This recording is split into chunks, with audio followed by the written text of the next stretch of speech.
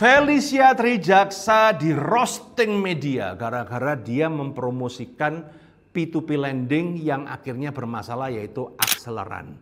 Dan sebenarnya hal ini juga terjadi dengan Bro Timothy Ronald dan Kalimasada, di mana dulu dia mempromosikan koin Manta ya. Dan itu akhirnya di roasting, bahkan sampai hari ini pun dia tetap ada yang netizen komen tuh ya mantap ya. Nah sebenarnya kayak gini nih, apakah si Felicia itu salah ataupun Timothy Ronald atau Kalimasada salah? Kita akan bahas ya walaupun kalau saya mau membahas masalah Timothy Ronald itu agak serba salah juga kawan-kawan ya kan. Karena nanti kalau nyenggol dikira McLarenmu warna apa, gua kagak punya McLaren ya kan.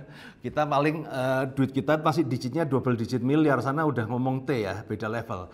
Tapi sebagai seorang pembicara keuangan yang sudah 15 tahun berkecimpung di dalam dunia sosial media berbalut edukasi, dan lu bisa lihat historical saya, reputasi saya tidak pernah ternoda sampai hari ini. Saya bisa memberikan sedikit nasihat buat para adik-adik ya. Waduh, adik-adik merasa tua ya. Ya, buat para sejawat tentang bagaimana caranya mempromosikan, terutama mempromosikan sesuatu yang kita nggak tahu masa depannya seperti apa. Dalam segmen kali ini bersama saya Roy Sakti.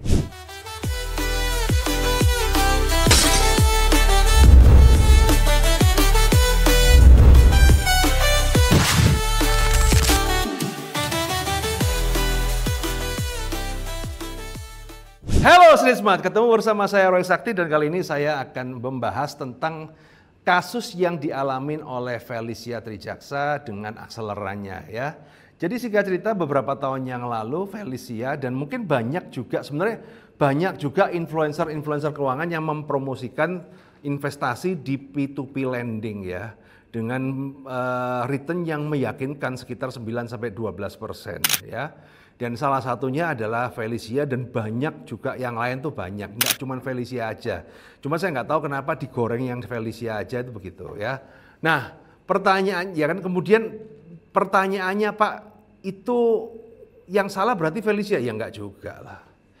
Jadi kawan-kawan ya, inilah kenapa kalau Anda dengar Roy Sakti itu selalu membahas investasi yang jelek-jelek. Saya itu jarang membahas investasi yang bagus ataupun yang aman bos.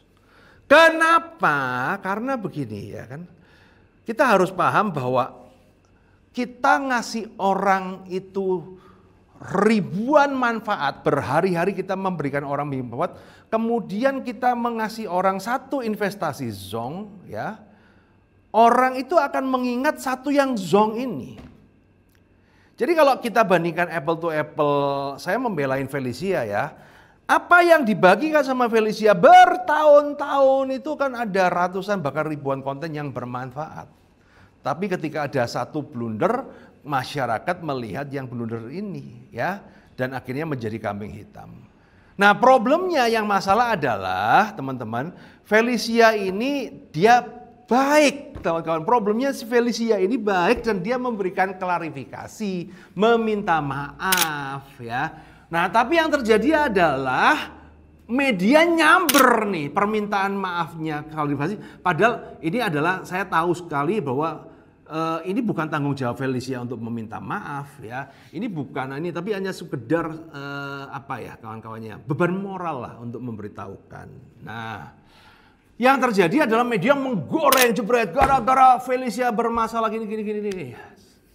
Ini sama kayak kasus adalah ketika Timothy Ronald di tahun 2021-22 ya, sama si Kalimasada mempromosikan koin Manta, sampai ada istilah mantap gitu kan. Nah, ini yang jadi masalahnya di sini ya kan. Jadi masalahnya adalah apa teman-teman ya? Ketika kita mempromosikan sesuatu hari ini ya, ingat teman baik-baik ya. Ketika kita mempromosikan sesuatu ini investasi bagus, harus ada disclaimer-nya, minimal tahun, berlaku sampai kapan, karena apa teman-teman? Rekaman kita ini akan menjadi jejak digital seumur hidup. Kalau Anda tidak memberikan disclaimer, ya kan jangka waktunya kapan apa segala, sama kasus begini. Ketika Felicia Trijaksa ini mempromosikan akseleran, saat itu memang cuannya segitu. Izin-izin legalisasinya juga sudah ada. Saat itu menguntungkan, tapi kan kita namanya perusahaan tahun ini sehat, tahun depan kolaps kan ya bisa saja. Bertahun-tahun sehat kemudian kolaps kayak Sritek itu ya kan bisa-bisa saja gitu. Tapi rekaman omongan kita ini akan menjadi abadi jejak digitalnya di dunia maya. Maka dari itulah kawan-kawan, saya itu sebenarnya kenapa saya itu malas untuk menerima endorsan aplikasi-aplikasi ataupun yang berhubungan investasi yang cuan. Karena apa? Sekali saya ngomong, jejak saya akan ada di media itu seumur hidup. Begitu dia blunder, entah itu 3 tahun lagi, 5 tahun lagi, 10 tahun lagi, maka video saya yang lama akan keluar. Dan itulah yang terjadi dengan kasus Kalimasada sama Bro Timothy Ronald.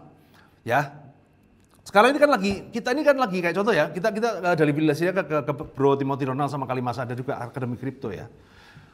Sekarang ini kan busernya, klipernya lagi banyak ya kan. Kita itu kadang-kadang sampai akunnya Timothy tak mute gitu loh kan, supaya nggak kelihatan, ada aja. Nah tapi setiap komen tuh selalu ada, wah ini menjerumuskan, ini mantap. Nah case tadinya adalah manta itu yang kasusnya 2021 atau 2022. Which is itu 3 tahun yang lalu lah teman-teman ya.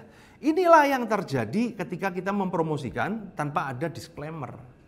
Nah padahal ya saya yakin nih, apa yang disarankan sama Bro Timothy Ronald dan Kalimasada di Akademi Kripto, mungkin dari 1000 aplikasi mungkin satu zong 999. Problemnya netizen Indonesia itu tidak mau mengingat yang sukses. Yang sukses diam-diam aja. Begitu ada satu masalah itu aja diajar, jebret. Nah, jadi buat kawan-kawan juga selalu ketika Anda mau memberikan rekomendasi terhadap investasi, dunia itu berubah, Bos. Dunia itu berubah, kata-kata kita tidak berubah. Begitu kata-kata kita sudah tertanam di sosial media, kita nggak berubah. Ya, saya memang jauh lebih kaya Timothy Ronald dan Kalimasada lah ya.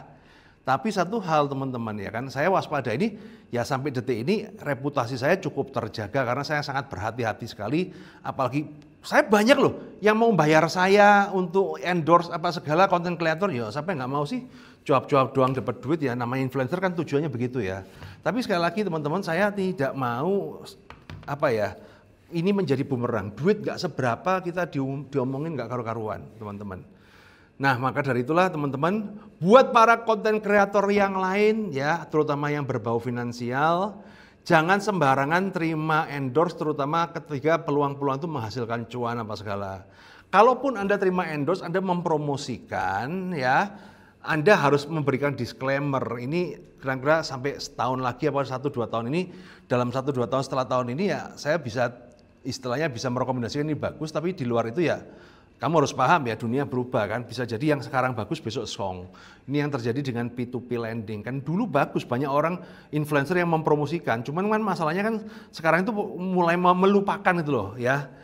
Begitu ada song ditumpuk dengan berita-berita bagus yang ini tidak mau diakui kesalahannya. Jangan sampai hal itu terjadi. Ada juga influencer keuangan dulu yang juga saya sempat singgung ya di VT saya, karena dia mempromosikan aplikasi Ponzi berkedok kotak misteri. Ya ada itu, sekarang terkenal ya. Saya sempat bikin videonya sama roasting, tapi bukan berarti saya itu benci dengan Anda, enggak gitu loh. Tapi ya ini salah, hati-hati ya kan, semoga belajar. Dan saya lihat dia sekarang udah berubah ya, artinya bisa lebih waspada lagi. Jadi buat teman-teman konten kreator yang lain pun juga hati-hati kalau terutama pom-pom saham, pom-pom kripto, apapun investasinya, Anda harus berikan disclaimer sampai kapan rekomendasi Anda itu berlaku. Semoga bermanfaat dan sukses selalu untuk Indonesiaku.